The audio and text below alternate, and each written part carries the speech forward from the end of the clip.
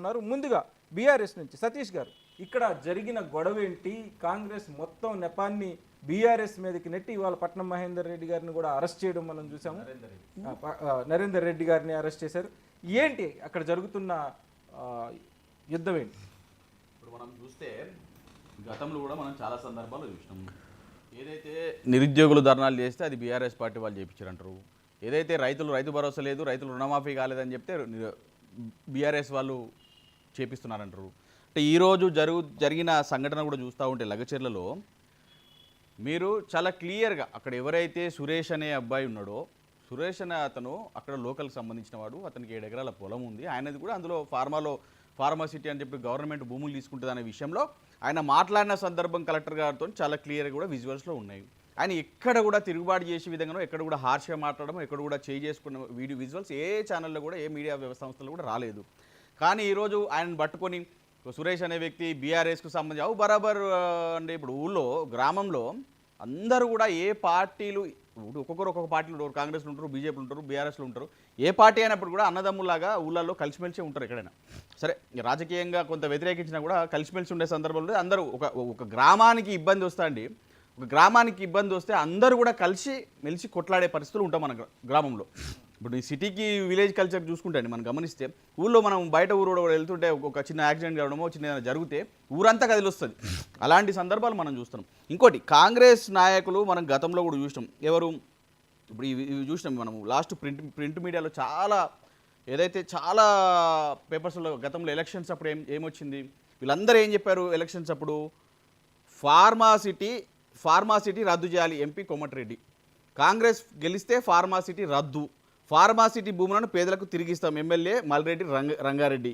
So Seethakka గారు pharma city వద్దురా వ్యవసాయం ముద్దురా అని చెప్పి సీతక్క గారు కానీ, మల్రెడ్డి రంగారెడ్డి గారు కానీ, కోమటిరెడ్డి వెంకటరెడ్డి గారు కానీ వీళ్ళందరూ కూడా అన్న సందర్భం. అంటే మీరు ఫార్మాసిటీ రద్దు అని చెప్పేసి మీ భూములు మీకు ఇస్తామని చెప్పి రైతులకు ఒకసారి చెప్పారు. రైతులకు చెప్పిన తర్వాత అదే విషయాన్ని వాళ్ళు గమనించుకున్నారు. మా భూములు మాకు వస్తాయి వెనక్కి అని చెప్పి ఆశతో ఉంటారు ఎవరైనా కూడా. సో అలాంటి వ్యవస్థ ఉండి మళ్ళీ తెల్లారి మన పూటకు ఒక మాట మాట్లాడుకుని మళ్ళీ మార్చి ఫార్మాసిటీ కోసం భూములు కావాలని చెప్పి వాళ్ళందరినీ ఇబ్బంది పెట్టి, అంటే మీరు అడిగే పద్ధతి కూడా ఉంటుంది.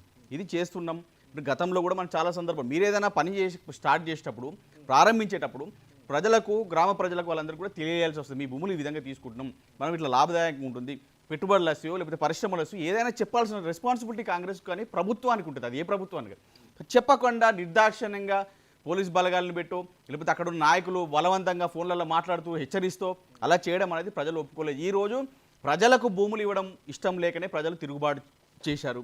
ఇంకొకటి, ఇప్పుడు ఎవ్వరు కూడా అధికారుల మీద చేయి చేసుకోవడం అనేది మంచి పద్ధతి కాదు. కానీ ఆ పరిస్థితి ఎందుకు వచ్చింది? ఆ పరిస్థితి ఎవరు తీసుకొచ్చారంటే కాంగ్రెస్ ప్రభుత్వం, కాంగ్రెస్ నాయకులు తీసుకొచ్చారు.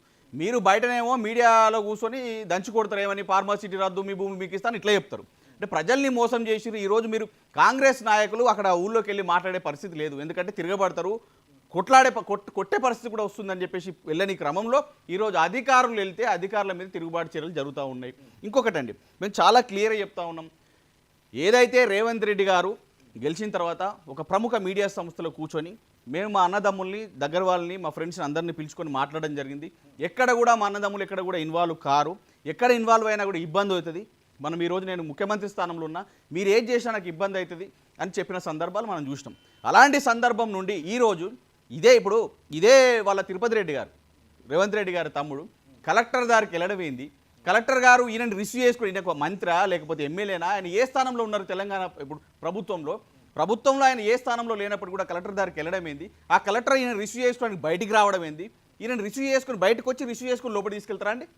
అలాంటి వ్యవస్థలో ఈరోజు ఖచ్చితంగా ప్రజలు ఆ ఊరు లగచర్ల ప్రజలందరూ కూడా చూస్తూ ఉన్నారు కదా.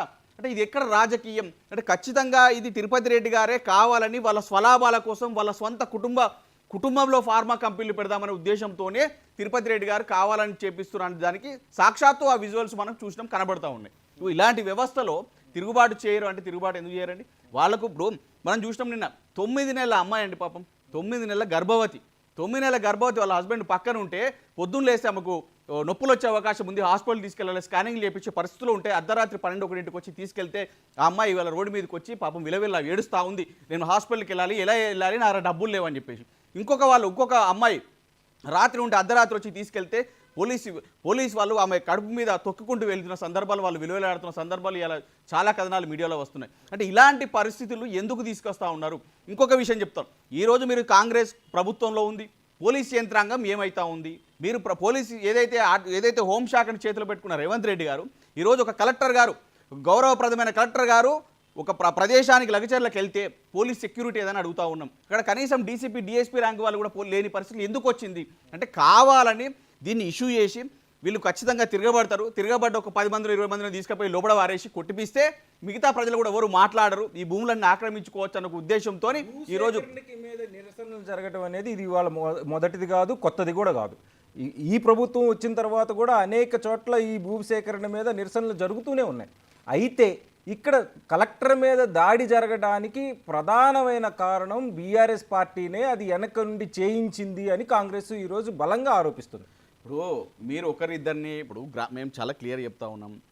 ఆ గ్రామంలో ప్రతి గ్రామంలో బీఆర్ఎస్ వాళ్ళు ఉంటారు, కాంగ్రెస్ వాళ్ళు ఉంటారు, బీజేపీ వాళ్ళు కూడా ఉంటారు. ఇది ఆ గ్రామానికి సంబంధించిన ఇష్యూ. ఆ గ్రామంలో భూములు పోతున్నాయి, మాకు ఇబ్బంది జరుగుతుంటే ఆ గ్రామం అంతా ఏకమై కొట్లాడుతున్న సబ్జెక్టు అంతే తప్ప పలానా బీఆర్ఎస్ వాళ్ళు, పలానా బీజేపీ వాళ్ళు, పలానా కాంగ్రెస్ వాళ్ళు అంటూ ఏం లేదు. అందులో భూములు పోతున్న వాళ్ళు కాంగ్రెస్ వాళ్ళు కూడా ఉన్నారు. సో దాన్ని ఎందుకు చెప్పలేకపోతున్నారు అంటే కావాలని వీళ్ళు ఈరోజు సురేష్ అనే వ్యక్తిని ముందు పెట్టి ఆయన చేపించాడని ఒక ఉద్దేశంతో. ఇప్పుడు ఒక సామాన్యుడు అండి, ఇవాళ రేపు ఒక సురేష్ అనే అతను ఒక సామాన్యుడు, ఒక బీఆర్ఎస్ కార్యకర్త కావచ్చు, ఆయనే ఈరోజు కలెక్టర్ని తీసుకొచ్చి కలెక్టర్ యొక్క యంత్రాంగాన్ని, అధికార యంత్రాంగాన్ని అందరిని తీసుకొచ్చి అక్కడ ప్లాన్ చేయగలుగుతారా అండి?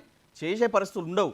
కానీ కేవలం వీళ్ళు ఒక బురద మట్టిపూసి మరడికాయ చేద్దామని ఒక ఉద్దేశంతోనే తప్ప వీళ్ళు చేసేది ఏం లేదు.